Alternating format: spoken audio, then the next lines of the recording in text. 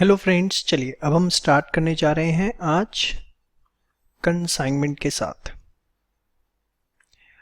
सबसे पहले हम समझते हैं कि एग्जैक्टली कंसाइनमेंट होता क्या है। ठीक है, सपोज मिस्टर डी हैं जो कि दिल्ली में अपना बिजनेस करते हैं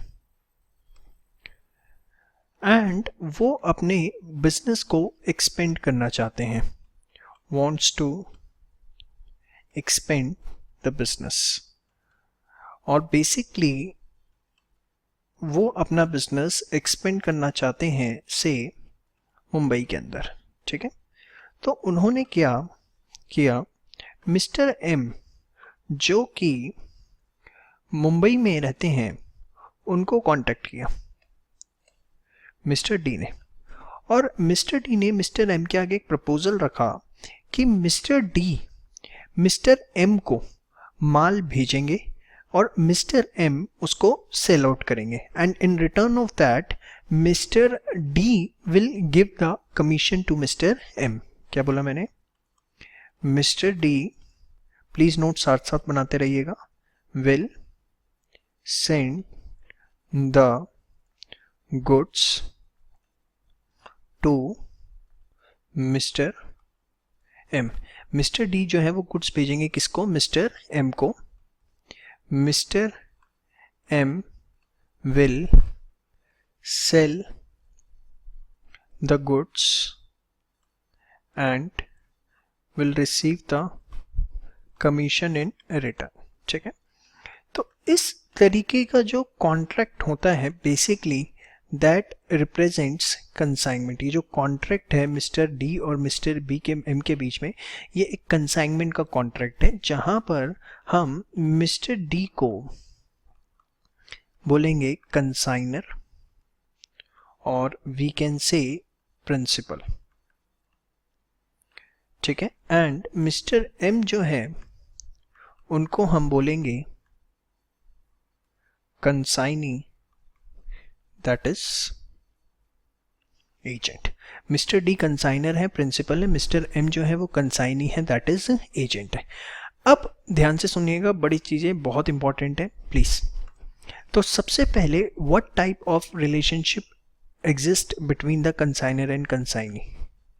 principal and agent relationship between consigner and consignee।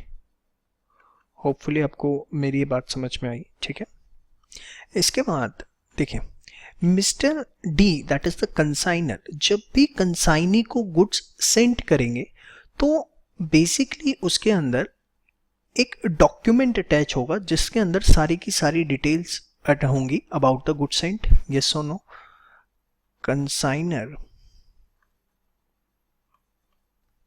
will send the goods to consignee along with documents, along with a document containing details of goods sent. और उस डॉक्यूमेंट को हम बोलेंगे proforma invoice. Such document is known as proforma invoice. Exam में पूछा जाता है what do you mean by proforma invoice?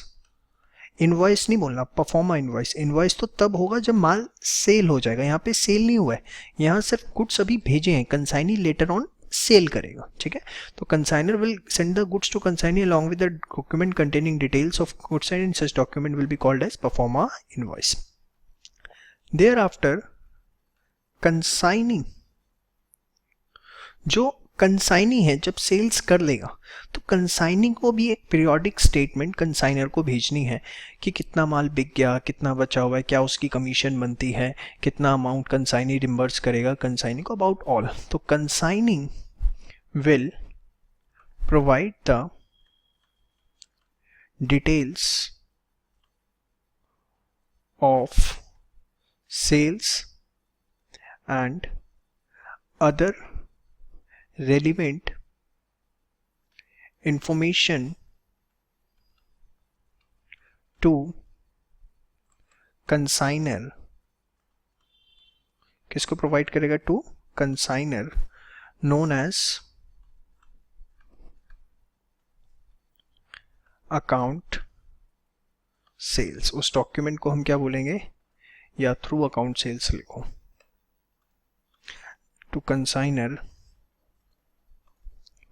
Through a document known as account sales. तो याद रखना है आपको, परफॉर्मा इनवॉइस कौन किसको भेजता है? कंसाइनर भेजता है कंसाइनी को। ये इंपॉर्टेंट है, प्लीज एग्जाम में पूछी जाती हैं चीजें थ्योरी में। जब तक आप चीजों की थ्योरी नहीं समझेंगे, आपको प्रैक्टिकल कभी भी उस चीज का स्ट्रांग नहीं हो सकता। तो कंसाइनर कंसाइनी को क्या भेजता है? Very good, proforma invoice. जबकि जो कंसाइनी है वो कंसाइनी को क्या भेजता है? Account sales. समझ में आ गई बात? श्योर। नाउ अब आगे बात करते हैं। देखिए, अगर हम बात करें बुक्स ऑफ कंसाइनर की, कंसाइनर की बुक्स की, बड़े आराम से रिलैक्स होके सारी बातें समझिए। कंसाइनर अपनी बुक्स में दो अकाउंट बनाएगा। सबसे पहला कंसाइनमेंट अकाउंट। कंसाइनमेंट अकाउंट में क्या होगा? बेसिकली कंसाइनमेंट से रिलेटेड जितने भी एक्सपेंसेस होंगे या इनकम्स आएंगी वो कंसाइनमेंट में। और दूसरा किसका अकाउंट? कंसाइनी। ठीक है। कंसाइनमेंट अकाउंट जो है वो बेसिकली क्या होगा? एक नॉमिनल अकाउंट जिसके अंदर सारे एक्सपेंसेस जो हैं उनको डेबिट किया जाएगा और जो भी इनकम्स होगी वो क्या होंगी? क्रेडिट होगी। ठीक है। अब क्या किस तरह के खर्चे हो सकते हैं, जरा ध्यान से देखिए एक एक चीज। सबसे पहले for goods sent by consigner, जो गुड्स कंसाइनर ने भेजे, किसको? कंसाइनी को। Very good. तो इट्स एन एक्सपेंस, गुड्स भेजे हैं कंसाइनमेंट के लिए, तो क्या होगा बताओ फटाफट? कंसाइनमेंट अकाउंट डेबिट, सारे एक्सपेंसेस कंसाइनमेंट के कंसाइनमेंट अकाउंट में जाते हैं। Consignment account debit to goods sent on consignment. ठीक है, being the goods sent on consignment हमने कर दिया। अब यहाँ पर थोड़ा सा अगर आपको याद हो और अगर आप जॉइंट वेंचर की वीडियो देख चुके हैं मेरी, तो सी कंसाइनर ने गुड्स परचेज करे होंगे। यहाँ वहाँ पे मैंने आपको ये बात समझाई थी, कंसाइनर ने इन गुड्स को परचेज करा था। परचेज करा था तो एंट्री क्या डाली होगी? परचेज डेबिट टू कैश या क्रेडिटर। ठीक है।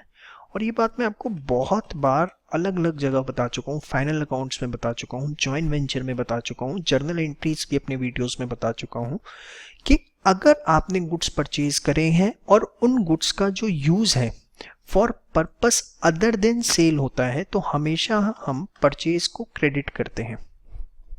कब परचेज क्रेडिट होती है?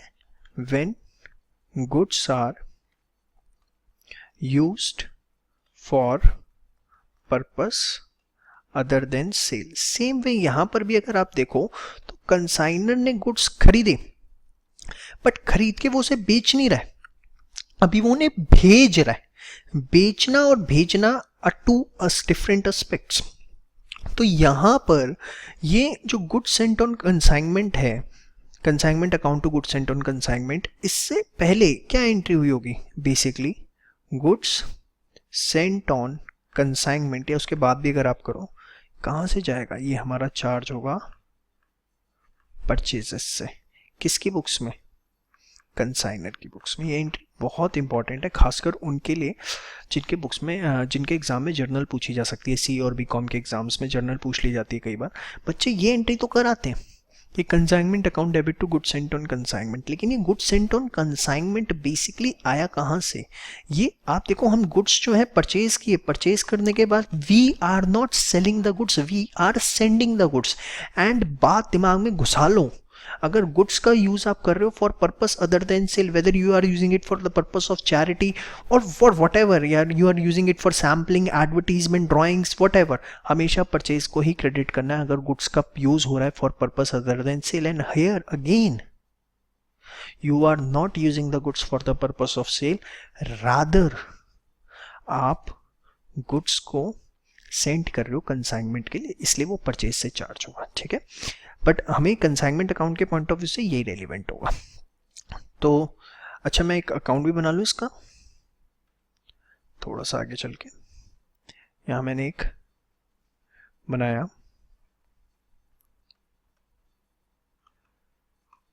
कंसाइनमेंट अकाउंट,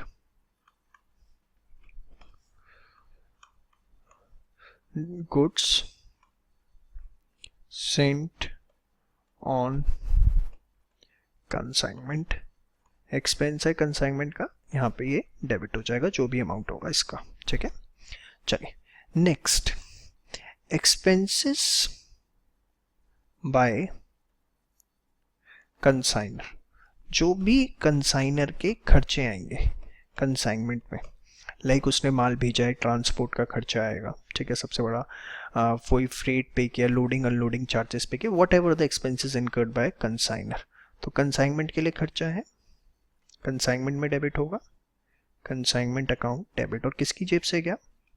हमारी जेब से गया, तो टू बैंक अकाउंट, ठीक है। तो यहाँ पर बेसिकली हमने लिख दिया बैंक अकाउंट या कैश अकाउंट। ये क्या है? जो भी एक्सपेंसेस हैं by consigner, expenses incurred by consigner, समझ में आ गया? श्योर। चलिए, इसके बाद खर्चे कंसाइनी के भी होंगे, लाइक कंसाइनी का गोडाउन रेंट, कंसाइनी का एडवर्टीजमेंट का या कमीशन, चलो कमीशन तो बात की है। जो भी एक्सपेंसेस होंगे किसके? कंसाइनी के, एक्सपेंसेस बाय कंसाइनी। देखो, जो भी कंसाइनी के खर्चे होते हैं, कंसाइनी एक बार अपनी जेब से करता है आउट ऑफ द पॉकेट, लेकिन सारा का सारा पैसा कंसाइनर वापस करता है। एक बात बताओ यार, मैंने सेल्समैन रखा, उसको मैंने बोला 5% कमीशन दूंगा जो भी माल बिकेगा, तो क्या वो मेरे 5% की कमीशन लेगा? तो क्या मेरे लिए एडवर्टीजमेंट भी करेगा? मेरे लिए जितना फ्रेट चार्जेस है वो भी पे करेगा? नहीं, 5% कमीशन उसकी सुपर सॉलिड है। अपार्ट फ्रॉम दैट जितने भी खर्चे होंगे, चाहे उसका फ्रेट पे हो रहा है, चाहे एडवर्टीजमेंट उसे करनी पड़ी है, वो मुझे देनी पड़ेगी अपनी जेब से। सेम वे कंसाइनर कंसाइनी को बोलता है कि आप खर्चे करो जो भी होंगे, and all the expenses will be paid by the consigner to consignee. इस लाइन समझ में आई मेरी? Initially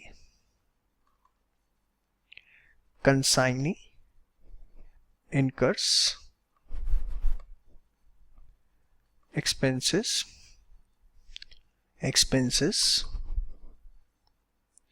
and later on such expenses, such amount is reimbursed by consignor। तरीका ये होता है। तो चलिए, जितना कंसाइनी ने खर्चा कर दिया, कंसाइनी ने आउट ऑफ द पॉकेट दे दिया, खर्चा तो हमारे लिए है, कंसाइनमेंट डेबिट करेंगे हम, यस और नो? खर्चा तो हमारे लिए है ना भाई, क्योंकि हमें देना है, और हमारी जेब से कैश नहीं गया, but we have to pay the amount to the consignee. हमारी यहां पर लायबिलिटी बढ़ गई, क्योंकि अभी हमें कंसाइनी को ये पैसा पे करना है, हमारी जेब से नहीं गया, जेब से जो गया था वो हमने टू बैंक कर दिया, ये वो है जो कंसाइनी ने पे किया है, वी विल पे ऑन, तो till the time it is liability for us. तो हमने यहां पे लिखा consignee account, this is what expenses incurred by consignee, वो खर्चा जो कंसाइनी ने किया, ठीक है। देयर आफ्टर अगर हम आगे बात करें, कमीशन जो हमें कंसाइनी को देनी है, commission to consignee,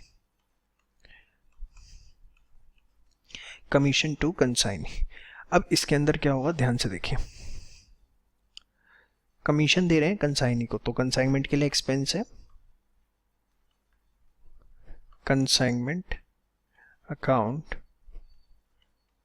debit, yes और no, consignment account debit to, commission किसको देनी है, कंसाइनी को, दे दी या देनी है, हाँ देनी है, फाइनल एक्सपेंस में ऐड होता है, तो कंसाइनी,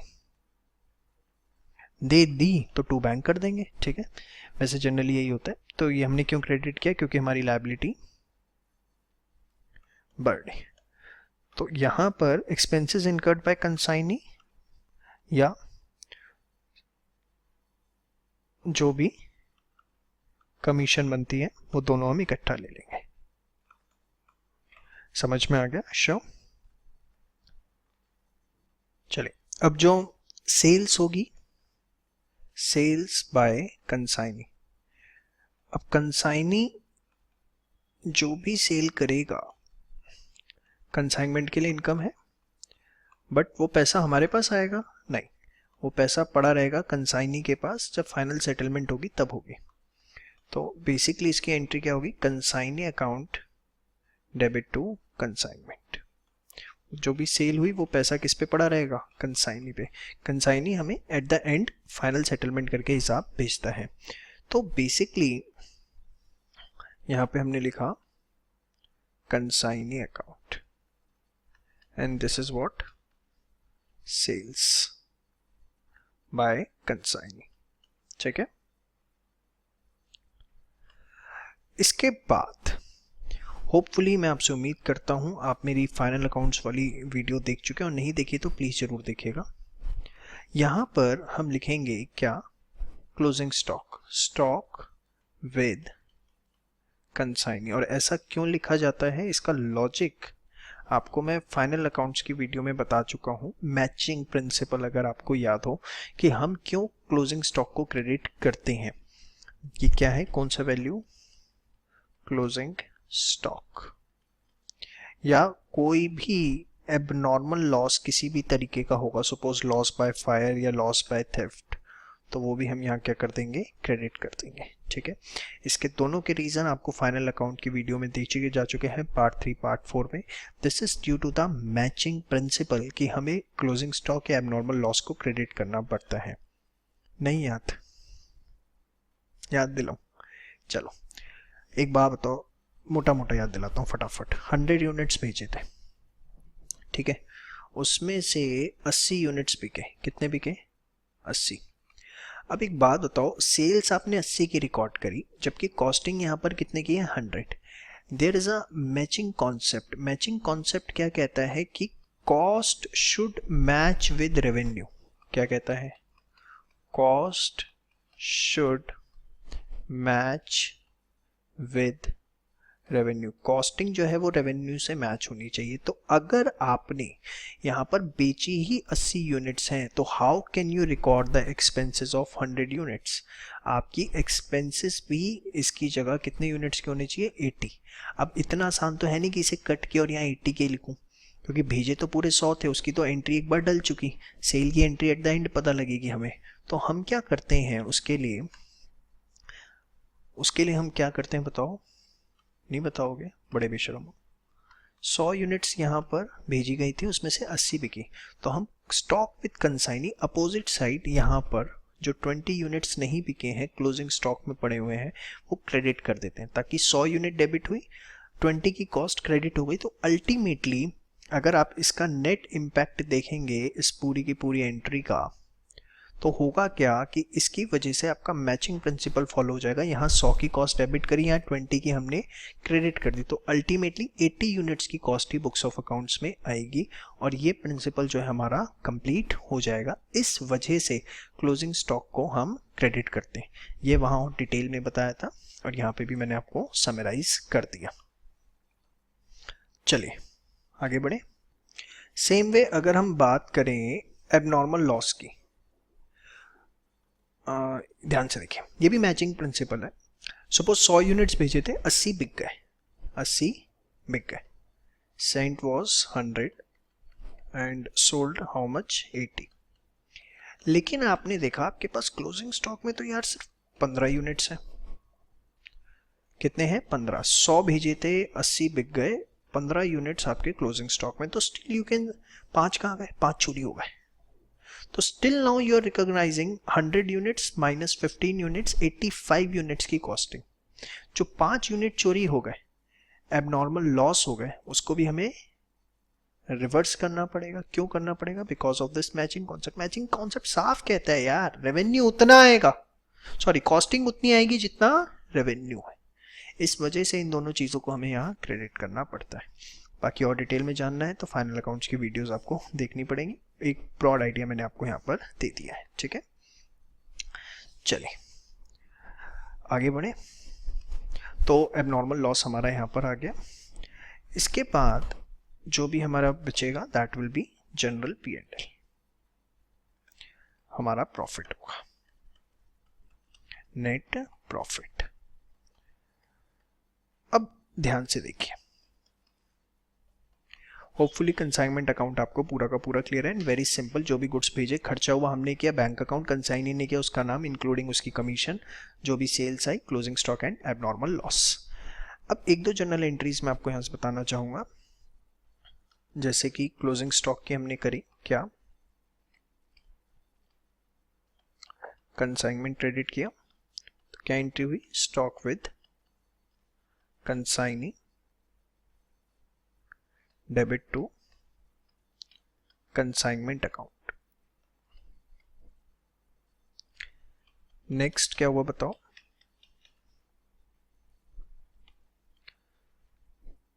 एबनॉर्मल लॉस, उसकी एंट्री हमने क्या करी? Abnormal loss debit to consignment account, ठीक है। अब इसके बाद बनता है एक छोटी सी एंट्री मैं आपको और बताऊंगा यहां पर, एडवांस पेड बाय कंसाइनी। कई बार क्या होता है, देखो जब हम किसी के साथ कॉन्ट्रैक्ट करने जा रहे हैं, हम उसको इतना माल भेजेंगे, वो बेचेगा, तो एज ए सिक्योरिटी हम कुछ एडवांस ले लेते हैं, लेटर ऑन हम उसे अपने हिसाब में एडजस्ट कर लेते हैं। तो अगर हमने किसी तरीके से कंसाइनी से एडवांस लिया है एज ए सिक्योरिटी, तो क्या होगा?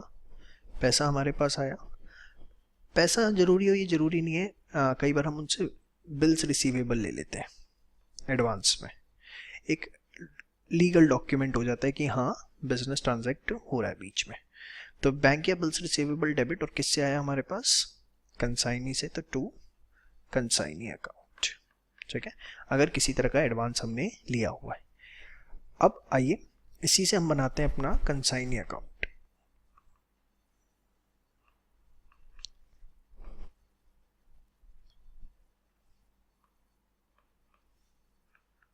सबसे पहले जो भी उसने एक्सपेंसेस इनकर किए, consignment account, expenses bye consignee plus उसकी जो भी कमीशन बनी थी वो सब हम यहाँ लिख देंगे। जो भी उसने सेल करी वो पैसा हमने उससे लेना है। आप देखो मैं जो भी यहाँ पर था उसकी रिवर्स एंट्री कर रहा हूँ। यहाँ कंसाइनी डेबिट हुआ था, कंसाइनी अकाउंट में क्रेडिट, सेम वे क्रेडिट हुआ था वो यहाँ पे मैं डेबिट कर रहा हूँ। कंसाइनमेंट अकाउंट, ये फॉर क्या है? सेल्स बाय कंसाइनी, समझ में आया? इसके बाद अगर कोई एडवांस पे किया था कंसाइनी ने, तो उसको हमने देखा बैंक अकाउंट या bills receivable, this is for advance bye consignee. ठीक है। अब जो भी बैलेंस आएगा that will be settled on. अब अगर उसमें एग्जाम में वो दो वर्ड्स यूज करेगा, फाइनल बैलेंस इज सेटल्ड या येट टू बी पेड। तो अगर येट टू बी पेड है तो आप निकाल दोगे बैलेंस CD, ठीक है। और अगर सेटल्ड हो गया तो बैलेंसिंग फिगर बैंक बच जाएगी। तो बैंक अकाउंट या बैलेंस CD कुछ भी बच सकता है, वो डिपेंड करता है, किसी भी साइड वो बच सकता है। हो सकता है हमने लेना हो सकता है हमने देना हो। भाई सेल्स कम हुई, खर्चे ज़्यादा हो गए, बोलो क्या करोगे, या सेल्स बहुत ज़्यादा हुई, इट कैन बी एनीथिंग, ठीक है। अभी हम एक क्वेश्चन करेंगे, वो उससे आपको और ज़्यादा अच्छे से समझ में आएंगी चीज़, ठीक है। तो this is the balancing figure. Settled हो गया तो क्या आएगा, bank account. Yet to be paid है तो क्या आएगा, बैलेंस CD। तो मैंने आपको एक ब्रॉड व्यू पूरे के पूरे कंसाइनमेंट अकाउंट का दिया। बहुत सारी चीज़ें हैं, आगे आगे एक एक पार्ट में हम सारी सीखते चले जाएंगे। उससे पहले होपफुली यहाँ तक आपको कोई दिक्कत नहीं है। अब एक एग्जांपल करते हैं, नोट डाउन कर लीजिए सारा। चलिए एक एग्जांपल देखते हैं। Mister Y send goods of costing ₹2 lakh to mister Y, incurred expenses on freight ₹10,000 plus packaging charges 5,000। Mister Y ने पे किया एडवर्टीजमेंट एक्सपेंस 20,000, इंश्योरेंस चार्जेस है 15,000। Sales by mister Y of ₹2,50,000 जिसमें क्लोजिंग स्टॉक वैल्यू हुआ कितने का, 50,000। Y को commission मिलनी है 2% on sale, prepare consignment and account in consignee account. ठीक, जस्ट एक एग्जांपल लिया है सिंपल सा। इतना सिंपल क्वेश्चन एग्जाम में नहीं आता, बट ये जरूरी है ताकि आपको एक आइडिया क्लियर हो कैसे चीजें मूव ऑन होंगी। चलिए, consignment account and consignee account, ध्यान से देखिएगा एक एक चीज। सबसे पहले गुड्स सेंट ऑन कंसाइनमेंट, कितना, 2 लाख, ठीक है। हमने एक्सपेंसेस इनकर किए बैंक अकाउंट, कौन कौन से, फ्रेट एंड पैकिंग चार्जेस, ठीक है। अलग अलग आप इसे ऐसे लिख दीजिए, 10,000 एंड कितना, 5,000, ठीक है। शायद ये यहाँ पूरा ना आए, कोशिश करते हैं, देखते हैं कितना आता है। वाई ने खर्चे किए कौन कौन से, वाई के नाम से आएंगे, कंसाइनी नहीं लिखना। सेम वे आपको वहां पर भी वाई लिखना है, कंसाइनी अकाउंट नहीं, वाई अकाउंट बनेगा। जब नाम गिवन है तो नाम ही लिखेंगे ना। तो मैं वाई के खर्चे इकट्ठे लिख रहा हूँ, मेरे पास स्पेस कम है, अदरवाइज आप अलग अलग भी लिख सकते हैं। 20,000 और 15,000 कितना हो गया, 35,000 रुपये। और इसके अलावा वाई की कमीशन भी है, कितनी है, 2% ऑन सेल, 2.5 लाख का 2% कितना हो गया, 5,000, ठीक है। यहाँ पर वाइज अकाउंट 2.5 लाख की सेल करिए उसने, क्लोजिंग स्टॉक कितना वैल्यू हुआ, स्टॉक विद कंसाइनी, ये हमारा वैल्यू हुआ 50,000, ठीक है। और अब नॉर्मल लॉस के बारे में कुछ भी नहीं बता रखा। अच्छा, कंसाइनी के अकाउंट में अपोजिट पोस्टिंग कर देते हैं, consignment account 2.5 lakh, this is for good sales. Here consignment account for expenses कितना मिलेगा, 35,000 एंड फॉर कमीशन 5,000, ठीक है। Apart from that nothing else. तो यहाँ हम जनरल P&L निकाल देंगे, जो भी हमारा आएगा, 3 लाख, 3 लाख, कुछ बचा भी है भाई, तो 10, 5, 15, 50, 45,000, ठीक है। और कुछ भी इसमें बताया नहीं कि फाइनल अकाउंट क्या हुआ, तो हम मानेंगे सेटल हुआ। अगर कुछ भी नहीं लिखा हुआ तो हम निकाल देंगे bank account as balancing figure. 35,540 250 में से गया कितना हो गया 2,10,000। ठीक है, तो ये आपका एक छोटा सा कंसाइनमेंट अकाउंट आपने बनाना सीखा। नेक्स्ट वीडियो में हम नेक्स्ट लेवल पे बात करेंगे, जिसमें हम सबसे पहले सीखेंगे क्लोजिंग स्टॉक का वैल्यूएशन, एबनॉर्मल लॉस का वैल्यूएशन, क्लोजिंग स्टॉक का वैल्यूएशन, फिर हम लोडिंग के कॉन्सेप्ट पे आएंगे। तब तक आप ये सारा का सारा रिवाइज करके रखिए। Thank you so much.